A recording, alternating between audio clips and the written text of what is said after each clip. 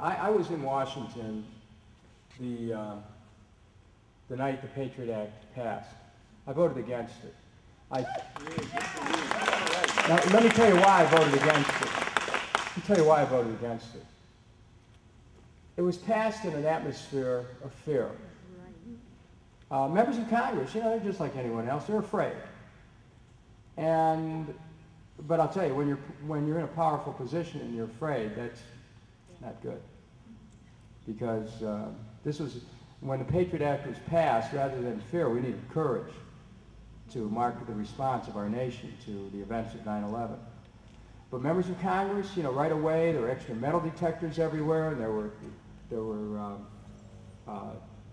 soldiers, you know, in combat fatigue, standing outside of those marble buildings. There were sharpshooters on top of the Capitol, barricades put up where there never were barricades before. So all this was playing with people's heads. So they put the Patriot Act in, they brought it in late at night. Most members hadn't even read it. So like a 330-page bill. They brought it in, I think about 2:30 in the morning is when they called the vote. And so most people hadn't read it, and it was called the Patriot Act, and it sounded right. Or even though they hadn't read it, you know, you say Patriot, sounds okay. I'm a Patriot, you're a Patriot, well, okay, we'll vote for it. But they hadn't read it, and if they had read it, they would have seen this. That it gives the government the authority to go into people's homes and download stuff from a computer without even having a warrant. Take it out. It gives the government tremendous power, increased power in wiretaps. Gives the government the ability to go to a librarian and get your reading list, or a video store and see what videos you're watching. And no one, and those clerks can't tell. Government can get health, financial information. And from there, from the Patriot Act, they built other things too. Executive orders, internment at Guantanamo Bay, not giving people a chance to be told what they're charged with. People don't have a right to a trial. All these abuses of the criminal justice system that stem from a mentality that it's okay to start to roll back constitutional rights.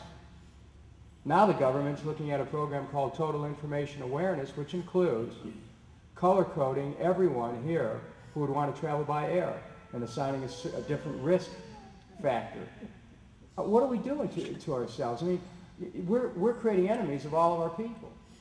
And so I think that, let's step back for a second. When a country's under attack, you don't give up your liberties, you hold on to them. You hold on to them.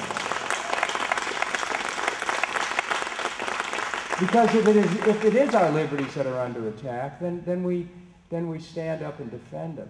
But when the government itself is leading the charge to get us to roll back our liberties, you got to raise questions. What's that about?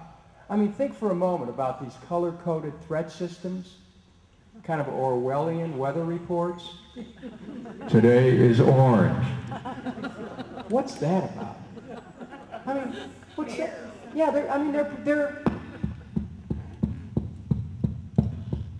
they're promoting fear. It's like a drumbeat of fear.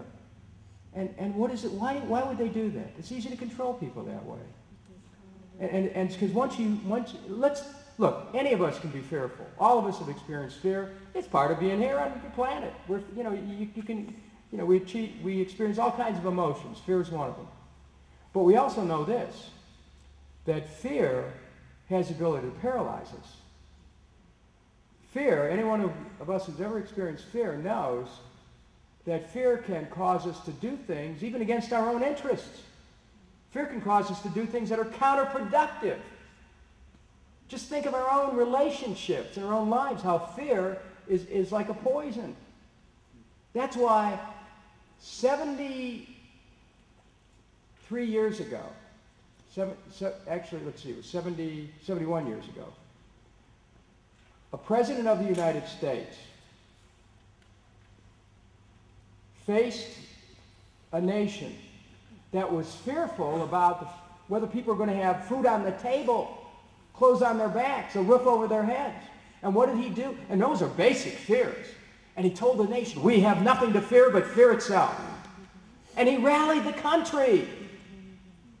We need to once again challenge this fear and call forth courage from the American people in this time of uncertainty. It's time to call forth courage from America, not to ask our people to be fearful,